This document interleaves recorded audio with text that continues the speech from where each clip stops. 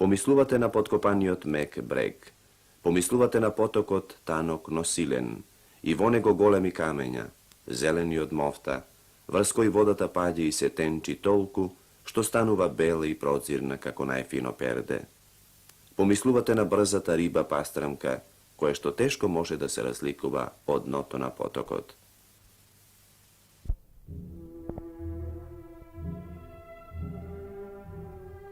Тука стојат, подалеку од румот, неголеми села, што оддамнина му го свртуваат грбот на минувачот, или некоја црквичка, која што само со парче од кубето, надзирнува од зацртот на ридот, каде што се повлекла и се засолнила уште од времето на некој си лош цар Агаријански.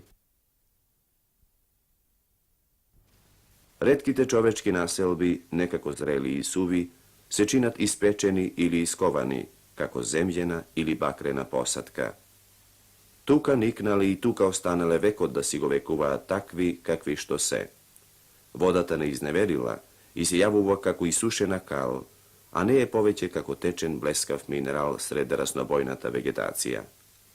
Истото се случува и со радосната мелодија. Тука е таа неизмешана со мислите за минатото и за судбината на луѓето и на нивните населби.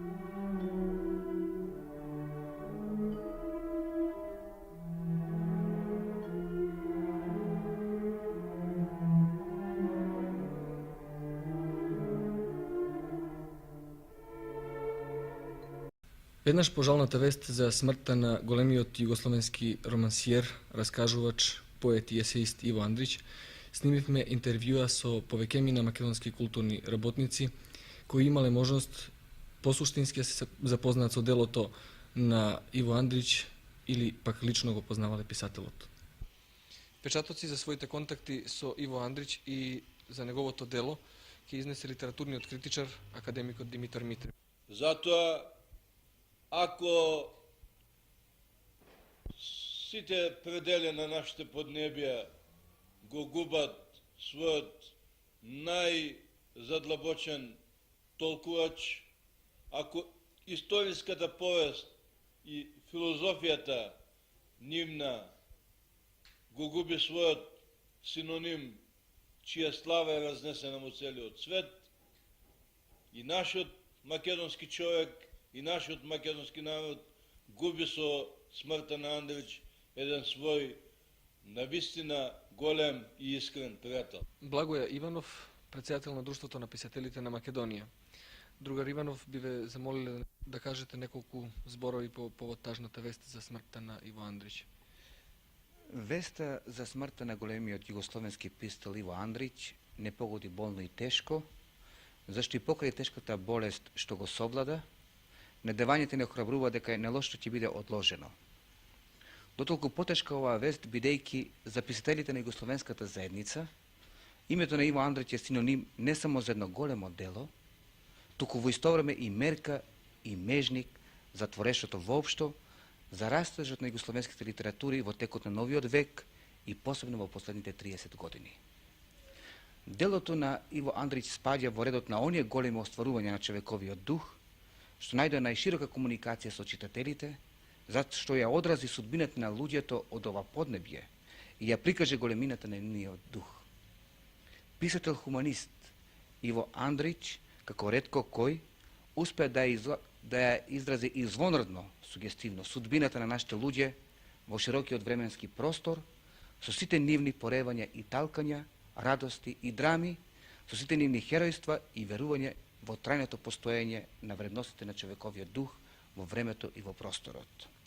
Оттаму споменот за човекот Иво Андрич ќе трае долго, колку и неговото големо дело, што содржи трајни пораки и за идните генерации.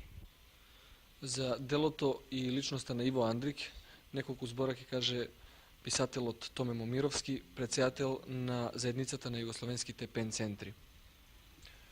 Во личноста на Иво Андрич, современата југословенска литература имаше свој најрафиниран психоаналитичар, кој со изненадувачко познавање на човековата психа откриваше најразновидни немери во човековиот внатрешен свет. Иако претежно обработуваше области од животот на Босна и на нејзините луѓе, тој не е регионален писател, зашто во секоја негова личност и во секое негово дело имаше нешто општо животно и општо човечко. Слегувајќи до општественото дно, Андрич ги сликаше декласираните и вонкласни општествени беди, цел еден социјален јад кој екзистираше во едно историско раздобје на Балканот, а на дофат на европската цивилизација. Сликајќи го многостранниот свет во неговите најразновидни односи, Андрич пред се интересираше за човековата психологија, психолошката и морална деформација. Секое негово дело е и студија и уметнички акт. Андрич е и мајстор на зборот и мајстор на стилот. Се кај него се изразува по пат на спокојно и природно кажување, низ кристална јасност на изразот. Хармонична и едноставна реченица, уверливост и сугестивност, естетска и мисловна функционалност, се тоа составки кои го покажуваат делото на Андрич како едно кој останува забележано како најсуптилна уметничка вредност што современата југословенска литература ја поседува. Таа префинета и вредносна литературна творечка фигура беше хармонична и со личноста на Андрич. Благороден во изразот и во контактите, секогаш благ и пријателски расположен, тој од негова голема љубов спрема сите оние во чија средина се наоѓаше. Останува за него долго да се памети и долго да се размислува и како за творец и како за човек.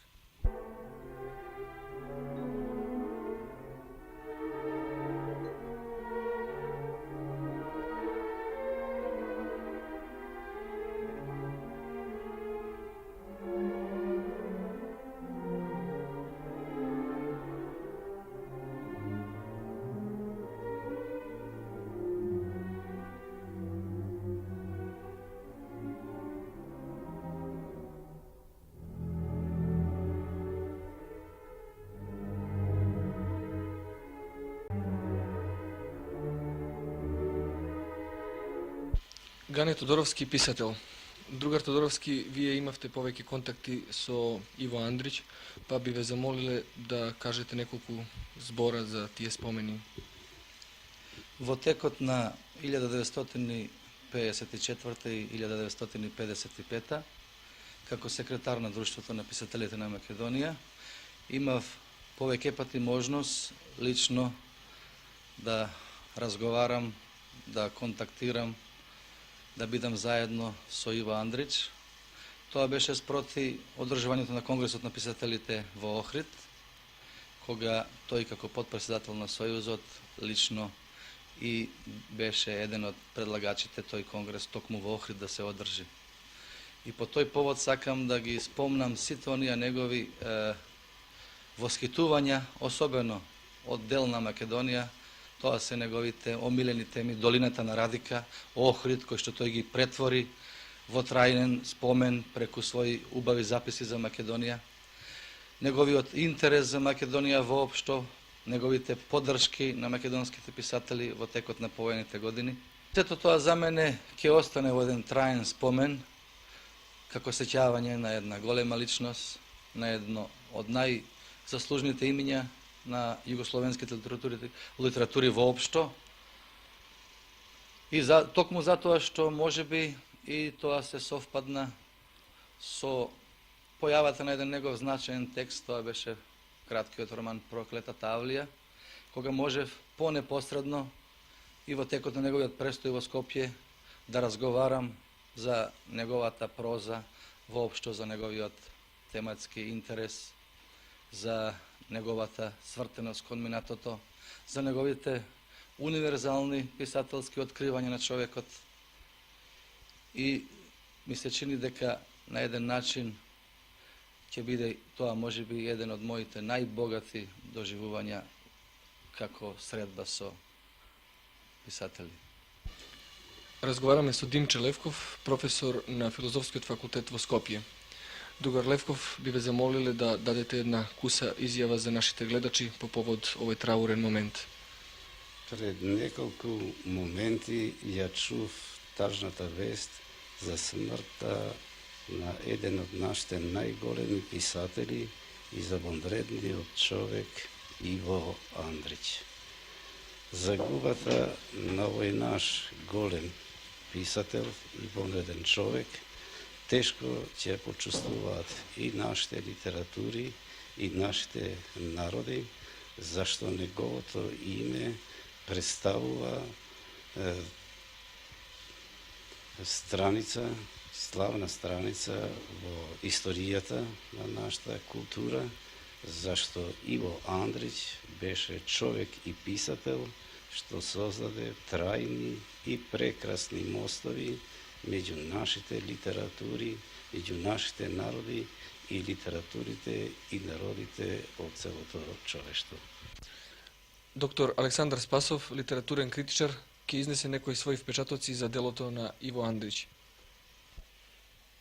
Уште од првиот миг со среќавањето со делото на Иво Андрич, секогаш кај него ми импонирала она хармоничност помеѓу емоциите, помеѓу сензибилитетот и интелектуалното и рефлексивното, што за мене значи еден своевиден идеал во уметноста, во литературата. Можеби и затоа Иво Андрич е еден од првите современи југословенски писатели кој станал присутен во македонската литература. Уште во првите години од чекорењето на современата повојна македонска литература, тој и беше презентиран на нашата читателска публика. Тука мислам на преводот на Блаже Конески на расказите од Иво Андрич, некаде во почетокот на 6-та деценија, потоа низа избори или преводи на неговите најзначајни романи. Во презентирањето на големото Андричево дело во Македонија биле ангажирани наши највидни писатели, наши највидни критичари и есеисти и преведувачи.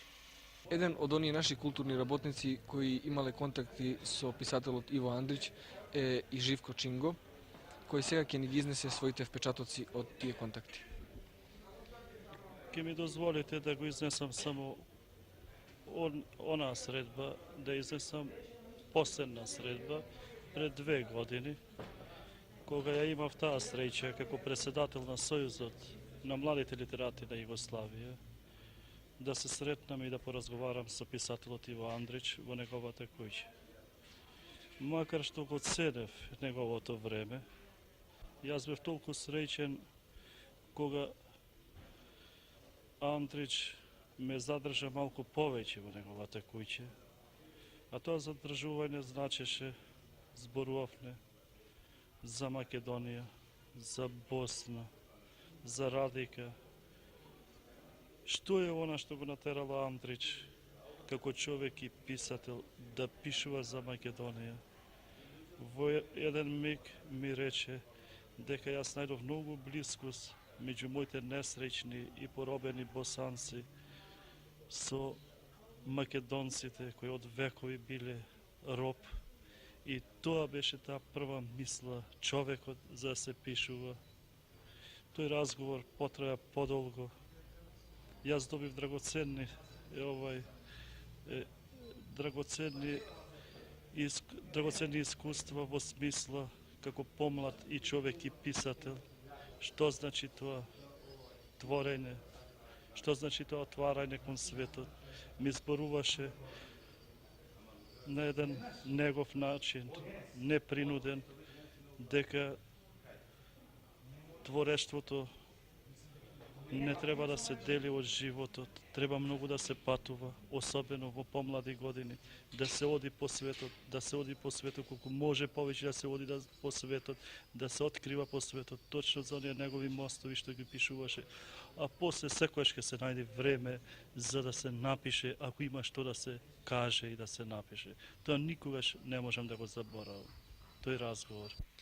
Литературниот критичар Слободан Мицковиќ ќе изнесе еден спомен за една своја средба со Иво Андрич.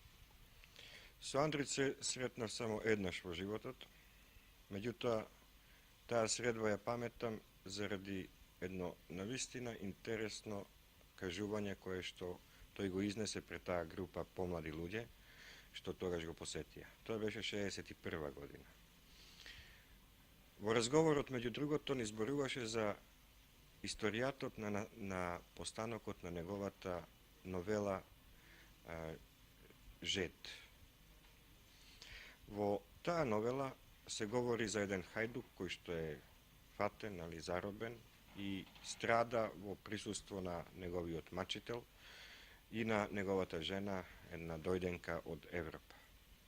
Новелата е наистина извонредно впечатлива, извонредно читка и напишана онака како што Андрич и пишуваше, во еден брилјантен стил со едно извонредно одмерено кажување. Меѓутоа, пред историјатот кој што тогаш ни го откри Андрич на таа новела, говореше за тоа колку огромен труд е вложен во тие 10 страници текст. Тој ни покажа цел еден дел од својата библиотека, во кој што имаше литература за тоа како се создава солта, например. Потоа литература за ајдучкото движење во Босна, за литература за редица дојденци капетани, дојденци полицајци од Аустро-Унгарија во Босна. Така што наистина бевме импресионирани од огромниот труд, знаење и самопрегор вложени во една новела која што нема повеќе од 10 страници. Меѓутоа, тоа зборува не само за таа новела, туку за целиот опус на Андрич, во кој што е вложен и еден труд, и едно извонредно познавање на нештата, а и една извонредно талентирана раскажувачка постапка. Литературниот критичар Миодраг Друговац ќе ни изнесе некои своји впечатоци за Иво Андрич. Тешко е, темно е тоа сознание дека Иво Андрича повеќе го неа меѓу нас, дека не е повеќе ни во мислите, ни во предчувствата, меѓу своите книги, своите нови ракописи, преку кои сите ние станавме светски глас во литературата, станавме поим и име и достоинство.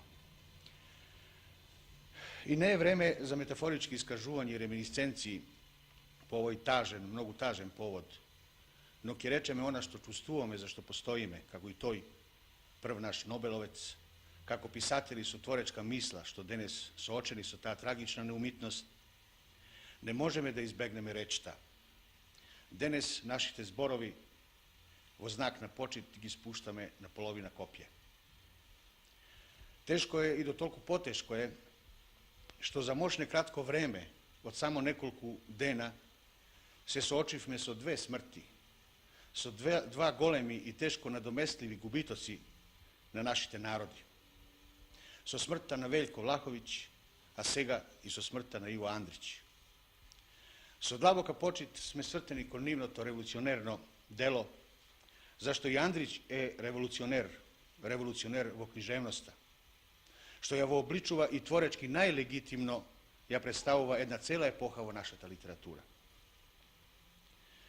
Иво Андрич во своето комплексно дело, почнувајќи уште од Екс Понто и првите раскази, до прочуените романи Мостот на Дрина, Травничка хроника и Господица, го олицетворува она најсуштественото во големата, пред се во естетска смисла, пресвртничка, реалистичка синтеза на тоталитетот на народното живење во неколкуте епохи и на субјективната катарза на човекот распнат меѓу своето горчливо денес и сонуваното, често и недосонето утре. Синтеза на историското и личното, синтеза на реалистичкиот податок и психолошката и психоаналитичката продлабоченост на човековата натрешнина.